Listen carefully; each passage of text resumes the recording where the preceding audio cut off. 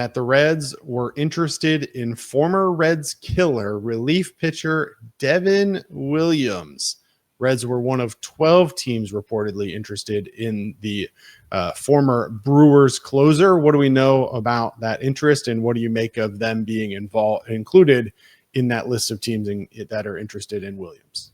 Yes. Yes. This is the kind of reliever you throw money to. You don't throw money to Emilio Pagan as much as we loved what Emilio Pagan did for us last year. But at best case scenario, if you sign Emilio Pagan, you're getting him on a fair deal. And small market teams can't pay veteran relievers on fair deals. It doesn't work. It doesn't add up. Devin Williams, he's going to cost more than I think you may think. It's not going to be a $2 million deal. But if you sign Devin Williams for a $10 million deal, it has an absolute chance to be a steal. An absolute steal. This guy had a 2.68 FIP last year. I can't even believe that he would be. I think that's why there's 12 teams interested in him. I mean, the peripheral numbers are there. To me, he's got the Sonny Gray vibes of he goes to New York, doesn't work, get him out of New York, and it's great. I don't think the Reds could go too crazy on this, but for the Reds, they need to make some risky moves. You're not just going to go sign a bunch of Austin Hayeses and drastically improve the team. And I know everyone wants offense. I want offense. Your cousin wants offense. Offense is great. But good players are good players. And you can win ugly. The Cleveland Guardians made the playoffs too, won more games than the Reds, and they were a worse offense than the Cincinnati Reds. But you know what they had? They had an elite bullpen. And Devin Williams would have the chance to completely transform your bullpen. I mean, he, in my opinion, would be the equivalent of going out and getting 4 Scott Barlows. I mean, in terms of the overall value, if he's anything close to what he's been over his entire career, and the peripheral numbers say that he would be there. So I 1,000%, and I'll say this before I shut up. You tell me I can sign Austin Hayes for $10 million or Devin Williams for $10 million. It's not even a conversation. I'll run my chances with Will Benson and a Reese Hines platoon because you know what? Hey, there's upside there, and there's a lot of upside with Devin Williams. Now, if it's stopping me from signing Kyle Schwarber, no, I'm not going to do that. But we're probably not going there. So, yeah, I'm all about Devin Williams. I would love for the Reds to make that as a splashy move, and I would love to defend it as people throw pitchforks at me.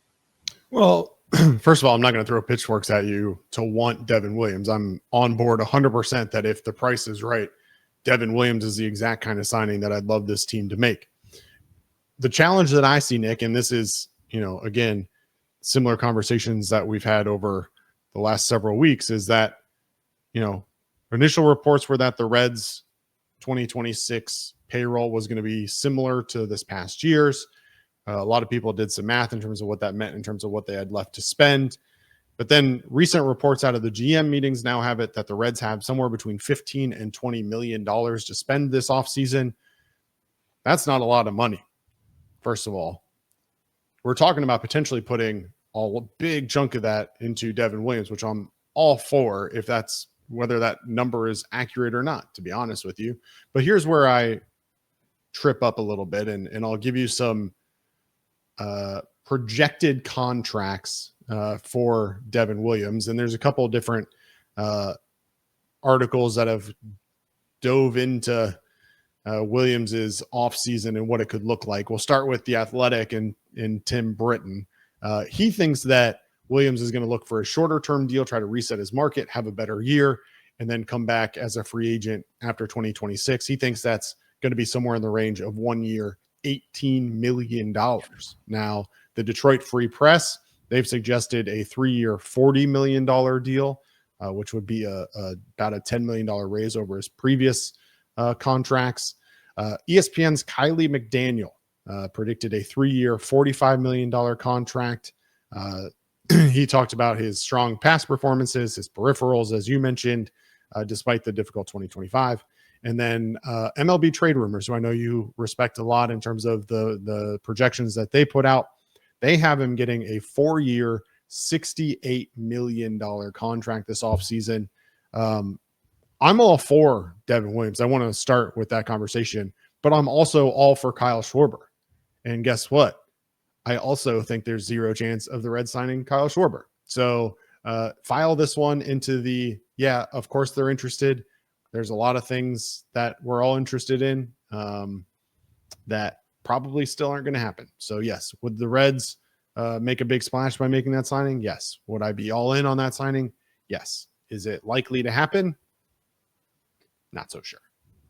Yeah, the one thing that'd be interesting would be like opt-outs. So if you were able, 100%. if you sign him on like it'd be a gamble, but if you sign him on a 4-year, $40 million deal, let's say that, or 3-year, $40 million, whatever, that it's probably going to be a 1-year, and maybe you could even sign him to that, but take the gamble where that first year is not as much.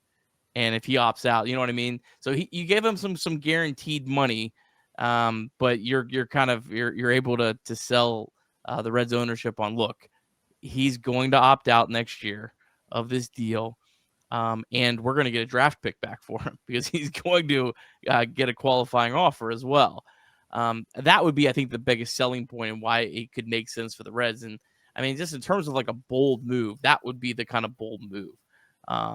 And you know, we talked, Mike brought up a great point with deferred money. If there's ever a time for deferred money, this would be now, if that's exactly where the Reds are at. I mean, if you don't try to improve this team and you don't keep a loaded farm system, which it sounds like if the Reds tried to, Craig, if the Reds try to go all in with trades, they're not going to have a loaded farm system. At some point, you're going to be rebuilding again. And like, you're not going to be spending money then. So like, defer some money and make up for it later down the road. I've been thinking about this a lot. And I've been someone, Craig, that has kind of defended the Reds ownership and their spending. I've never like thrown a parade for them and never been like, oh my God, these guys are incredible. You know, I love them. They're so great. But I also like look at like the other small market teams and like, oh, the Reds are doing probably better than a lot of them. Having said that, like, my God, this is the time. This is the time to just try a little bit harder. And the Reds have to also, in my opinion, they need to pick a lane. Either they are going to spend the extra money or defer the money, however they do it this offseason. They either need to do that or they need to start acting like a cheap team. And they need to do what the Milwaukee Brewers do. They trade Corbin Burns. They trade Devin Williams. They trade Josh Hader. They trade all these guys when they're winning. The Reds never do it when they're winning. The only time the Reds will do it is when it's obvious, when it's 2022 and you have to trade Luis Castillo and Tyler Mahle because you're nowhere close. Either be dirt cheap, don't be trading for Gavin Luxes and giving up prospects, and just keep stockpiling it, and you're going to make everyone mad, but everyone's mad anyways. So what does it matter at this point? Either be a dirt cheap team that is cutthroat with trading players and not worried about this year's window, because if you're not going to spend on this year's window, it doesn't matter. You need to be thinking fully big picture. They need to be fully big picture or more in on the short picture. And right now they're kind of stuck in the middle, the Gavin Lux land. Yeah, I get that. I guess the question to that point turns to the conversation around Hunter Greene and whether or not he's on the table. Obviously, some reports out of the GM meetings today from Nick Krall stating, quote, that's not on the table. So it's interesting to your point, like, you know, we had Mark Sheldon was on the Stone Shields show yesterday and talking about Hunter Greene and other Reds news and potential offseason looks. And then, of course, a couple hours later, Nick Krall comes out and says, look, we're going to do what's best for our team. I don't want to rule anything out. But that's a hard one to actually say, hey, we're going to trade the guy who has a chance to be the ace of our staff and a top of the rotation guy going into the postseason.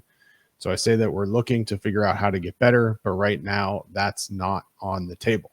So to your point, like you either need to make the moves that truly set you up long term, which is to trade your stars at times, or you need to spend some money and invest to put some people around those stars, because just having Hunter Greene on this team is not going to be enough, and just having Hunter Greene and Ellie De La Cruz is not going to be enough, and they're going to need to do something, and one way or another that's got to happen. But right now it doesn't sound like that's on the table for the Reds this offseason, at least. Speaking of trades, Nick, obviously Hunter Greene sounds like not on the table. We're bringing this up for a very specific reason, obviously, but a name that a lot of Reds fans have had their eye on for years, especially in the Chatterbox community, one that has not really been on the table for years, but reports on Wednesday that Byron Buxton of the Minnesota Twins may be open to waiving his no trade clause if the Twins continue down this path of tearing down their roster. Look, he's got 3 years, $45 million remaining on his deal. That is definitely a contract that makes a ton of sense for Byron Buxton. And if the Reds can make that happen, certainly fills a need. Your thoughts on Byron Buxton and whether or not he gets moved this offseason, and if so, what it might take to actually get him in a Cincinnati Reds uniform? He'd be a really hard player to gauge what he would actually cost, just because of his long injury history. And when you said a Reds killer, at first I thought you were talking about Byron Buxton, because I think he hit a home run every game he's ever played against the Reds. So both of these guys are Reds killers. But yeah, I mean, he would just absolutely fill a need. I mean, and 3 years, $45 million. I mean, that's a dream contract for the Reds, but I would think that the Twins are looking for the moon for him. And when you're a team like the Twins and you're kind of have your, a lot of work ahead of you, and a guy that's not making a ton of money, I don't think you're going to trade him right now if you're not getting a great return. If you're not getting a game-changing return, keep until the trade deadline, and maybe you can get a team more desperate then. That would be more willing to go out. But maybe Buxton will say, look, I'll waive it right now, but I won't waive it at the deadline. And maybe there is a little bit more leverage on Buxton's side. We don't know that. But yeah, it would absolutely make sense. I don't think I would be okay with giving up Burns or Duno. I think that's probably where the Twins would start. I'd be willing to give up a pretty big prospect package, but I think those two would be the two that would be really, really hard for me to want to part with. Yeah, the Twins did reportedly turn down a deal for Buxton at the trade deadline this past season, but reports now that he wants to play for a winner and may reconsider his stance on certain clubs if the Twins continue breaking up their roster. The key obviously being there that he wants to play for a winner. And I think trading for him would be certainly an indication that maybe the Reds are actually looking to become a winner. And that's the kind of move that certainly would fit that bill. Former number 2 overall draft pick, and has a full no trade clause. So definitely see what happens there, but certainly would fill that need and would be interesting. But given the injury history and everything else, not sure the Reds would pull the trigger on that, but certainly one to keep your eye on as a fit, that if the Reds do decide to make some moves, that would make sense.